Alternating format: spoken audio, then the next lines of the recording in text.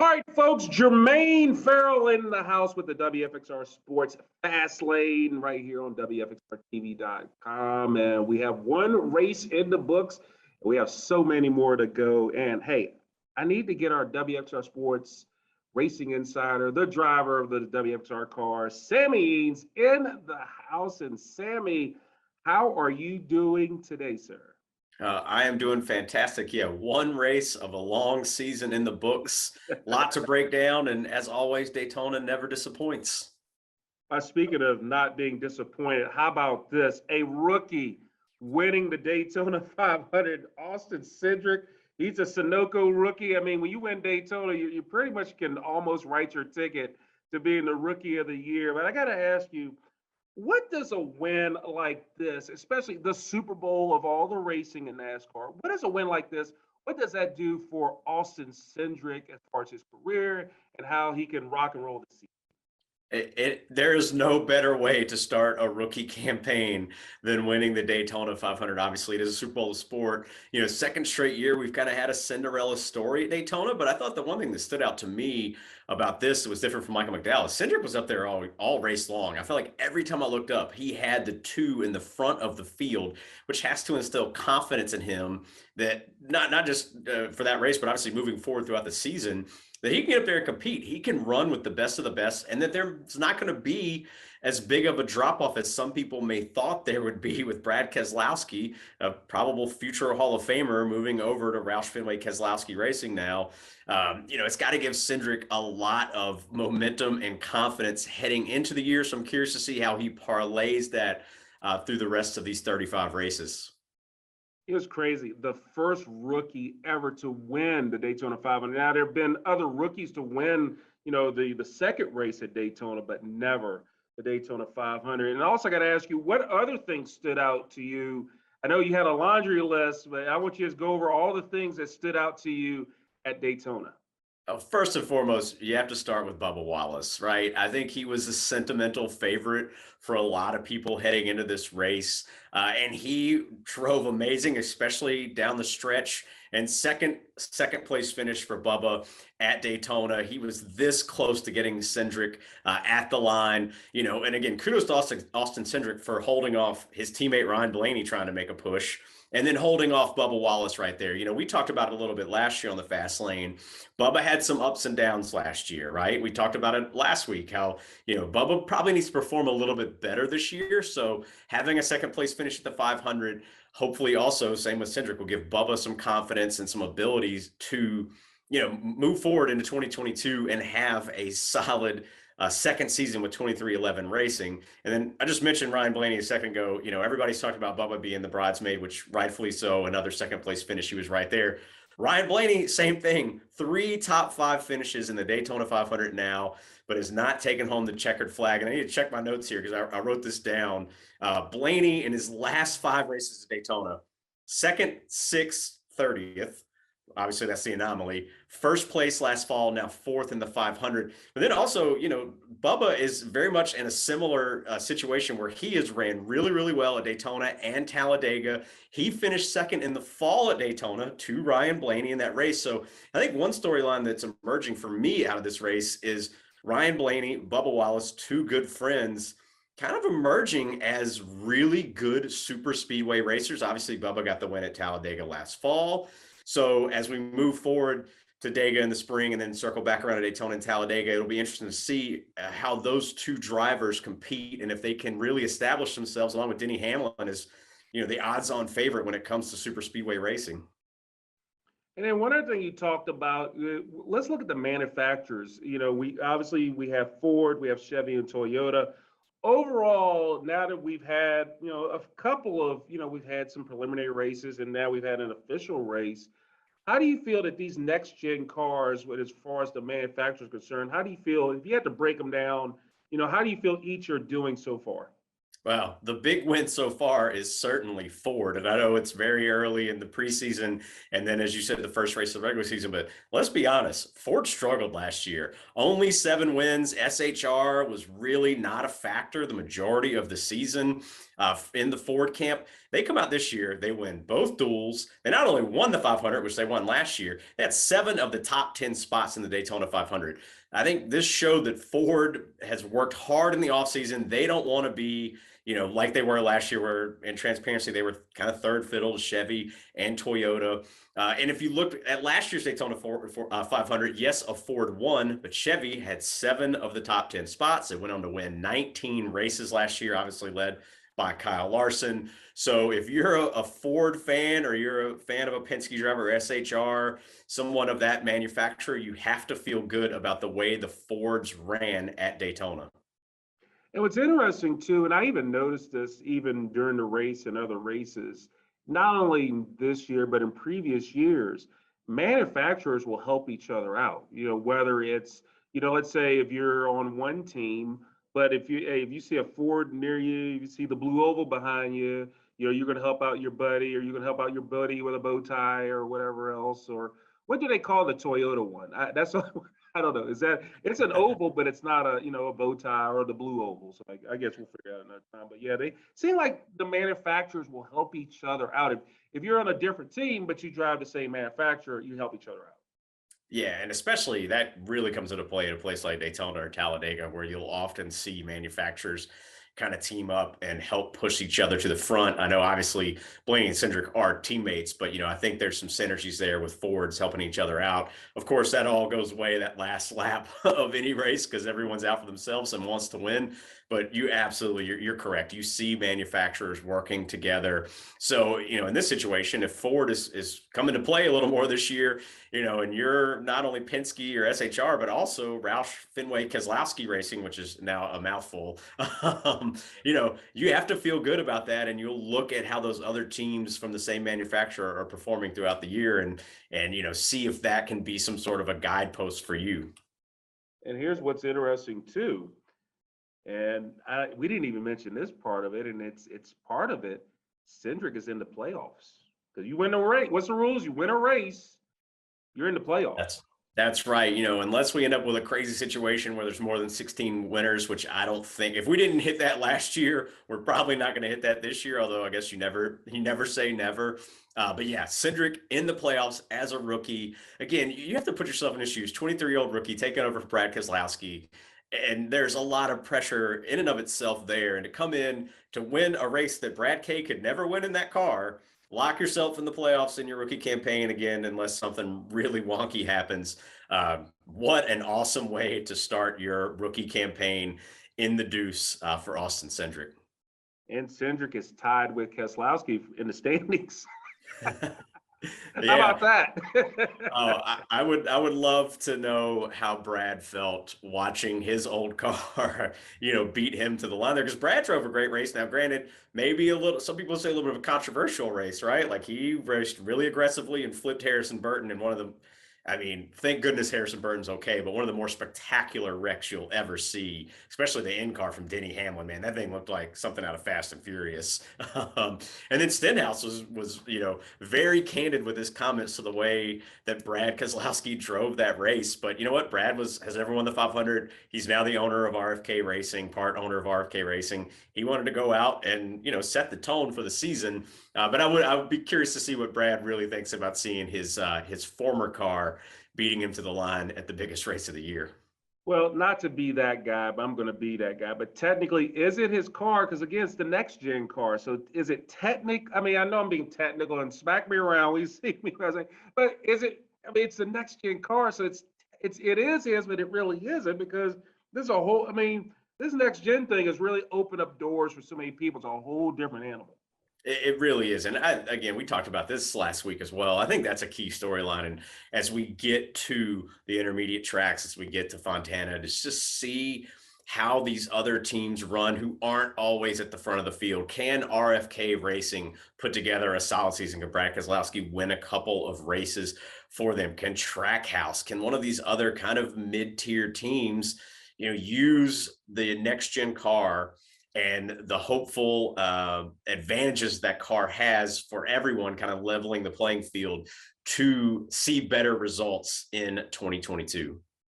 That's good stuff there. So let's put Daytona in the rearview mirror because that's where you got to put it now. I mean, that race is gone. You move on to the next one. And the next one, as they're coming back, after taking the last year off, they're going back to Auto Club Speedway, getting back to that 2-mile track located outside LA in Fontana with the Wise Power 400. That'll be a race taking place on Fox. That'll be this coming Sunday at 3:30. Now, the groundbreaking of the California Speedway, as the Auto Club Speedway was originally known, take place on November 1995. That's when you were probably in elementary school, probably, or Oh something. no, I was in high school. Okay, Fieldale Collinsville, which is no yeah, longer a high school now, but right. yeah, I was in high school. Fieldale Collinsville. Now that now it's a middle school. It is, yep. So there you go. So your high school's no longer. Everybody, hey, the pride of the. What were their nickname? I'm trying to remember. Cavaliers, which pains That's me right. as a Hokie. Yes. And we were my high school was the Cavaliers. That's what I'm saying. So you do have a little Cavalier blood in you. Oh, I don't like to admit it. Don't say it. Yeah. Track name changed to Auto Club Speedway in February 2008. Now, the first race at Auto Club Speedway was at ARCA Menard Series West, run by Ken Trader. The first NASCAR Cup Series race took place in June of 1997, won by NASCAR Hall of Famer Jeff Gordon driving the Hendricks car.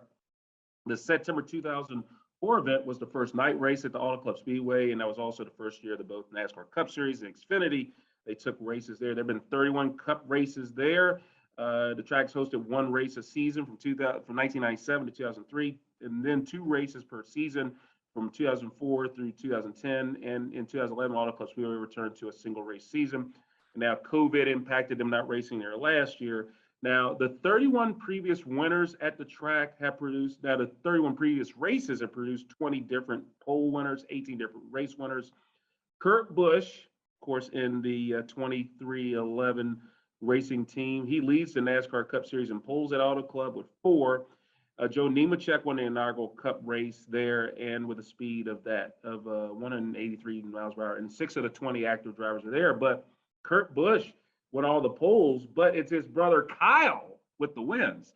Kurt, he does it with the pole. He has 4, but Kyle has 1 among active drivers. He's got 4 W's there. So with all that being said, your thoughts and impressions about, coming back to a track again. So not only that, I mean, you can, again, you might just throw the notebook away. You can probably keep a little bit of it, but you're in the next gen car now, so all bets are off. But you're going back to a track you haven't gone to after a year break. Yeah, exactly. I'm excited to see how the cars perform, not at a super speedway, although Auto Club is also a massive track as well. But different style of racing than you see at Daytona. I'm curious to see kind of what the environment is like at Auto Club. As you said, outside of Los Angeles, will there be any carryover? Will there be any hype from the Clash being there several weeks ago? Yeah, I'm very curious about this race. I think the second one is always where the season kind of settles into itself, and we see maybe how some storylines emerge there. As for like who I think will probably end up winning the race, it's probably a cop out, but I'm going to say Kyle Larson because he's the best driver in this Cup Series until proven otherwise. And he runs really well at Auto Club and its sister track of Michigan. He won at Auto Club in 2017. You said it, Kyle Busch, 4 wins there, so it wouldn't surprise me to see him up at the front of the field as well. But I'm looking to see how Kyle Larson and really everyone competes this weekend at Auto Club. And I'm also curious to see if NASCAR gives any more insight. They announced that they were going to take Auto Club and basically make it a half-mile track, sort of similar to Martinsville, really shrink it down. Obviously, those plans were abandoned during COVID. So I'm curious to see if we see any sort of news coming out of that, and to see if that is still in the plans for NASCAR moving forward for Auto Club Speedway. And then one other thing that they're looking at, again, they're going to return to practice, so you can practice, which is a good thing. I felt drivers, especially with the next gen car, you need as many laps as you can get into the car. But then, and if it's weird, they're saying this is new, but I don't think it's really new, the knockout style of qualifying. But they've had knockout qualifying. So I don't know. I guess they're labeling it new, but to me, they've had knockouts when it comes to qualifying. Yeah, I think just going back to not the way it was done in the past pre-COVID, those few years heading into the pandemic before that. But I think to your point, drivers are going to tell you that they are, and the teams in general are going to love the fact that they can practice and qualify, right? They get a feel for what the car is like out there on the track before the race. They can make adjustments. I think that's a big thing. Now, on the flip side of that, I will say, I think part of the reason we saw some of the parity and the variance we saw last year and all the different people up top and all the people winning is you didn't have that. You just rolled the car off the truck and you got out there and you raced. And I think that somewhat can even the playing field a little bit. But at the end of the day, it's invaluable information that you can learn about the car, about how it runs. So everyone, I think, associated with NASCAR on the team and driver side is going to say that they're thrilled that practice and qualifying are back. Now, you mentioned you're predicting a Kyle Larson winner, if I'm not mistaken. I just want to make sure you had that for the record. But Correct. who is your Yep. but who's your dark horse? So dark horse, we talked about Ford a little bit ago. I'm going to go Eric Almirola. Last two races held at Auto Club. Now, granted, as you said, totally different car. This is a whole new ball game here. But his last two races at Auto Club, Eric Almirola had two top tens. He had a top five last week at Daytona. This is his last full-time season. He's announced his retirement. So there's that extra added motivation there for Almirola. If you're looking for a dark horse in Auto Club this weekend, I like the 10 at SHR. It's good stuff. So let's give the deets on the race coming up. It's the Wise Power 400. It's at the Auto Club Speedway, Fontana, California, just south of Los Angeles. It'll be this Sunday, February 27th. The time of the race will be 3:30 with coverage on Fox beginning on 3 o'clock. Of course, that'll be right here on WFXR. It's 400 miles. It's 200 laps. So stage one is 65 laps. Stage two, 65 laps. The final stage is 70 laps. And the winner, the last race winner there was Alex Bowman. What do you think of Alex Bowman's chances, considering the fact he won the race in 2020? Yeah, Bowman the Showman. I actually thought about taking him in this race because he did win the last one there. Bowman has run well. He ran well last year. At the end of the day, though, like I said, I had to go Kyle Larson just because he's the easy one to pick until someone else proves otherwise that they can win on a consistent basis. But I think Chase Elliott's run well there. Alex Bowman's run well there. I think the Hendrick cars will come to play this weekend. I'm gonna throw a wild card at you. Can I do that? Yeah. How about Harrison Burton? He won the Xfinity race in 2020.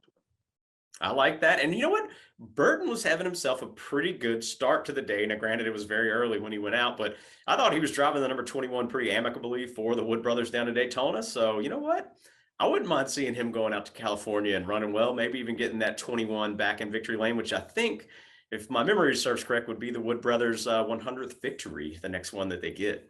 Yeah, and I think they'll get it, especially with Harrison Burton on that behind the wheel, because he is awesome. So speaking of awesome, you're awesome. Just throwing it out That's there. are you. How was just since you were down at Daytona, what was it like that? Again, you've been there before, but this year, I mean, I'm sure everything is kind of getting back to the way things were before COVID. Yeah, I've told this to a couple of people. I think I've been to 7 of the last 10 speed weeks in some form. There was a different buzz this time. Even on like Friday, being at the track and in the infield, it just felt different. It felt bigger. I don't know if that's because of the COVID year and people are just excited to be back together. I don't know. I would like to think it's NASCAR and their marketing and pushing these new drivers, the next gen car, and people having excitement coming off of the Clash. But it's tough to articulate. It felt bigger. It felt like a party. Marty Smith, I think, even tweeted something similar to the fact that the energy there was just different this year. And obviously, I wasn't going to Speed Weeks back in the quote unquote heydays. When the sport was riding super, super high. But it felt big. It felt like a huge event. Again, even on Friday, 2 days before the main event, when you're talking about the trucks race and practice and whatnot, it felt big. It felt different. Which was great to see and exciting for NASCAR.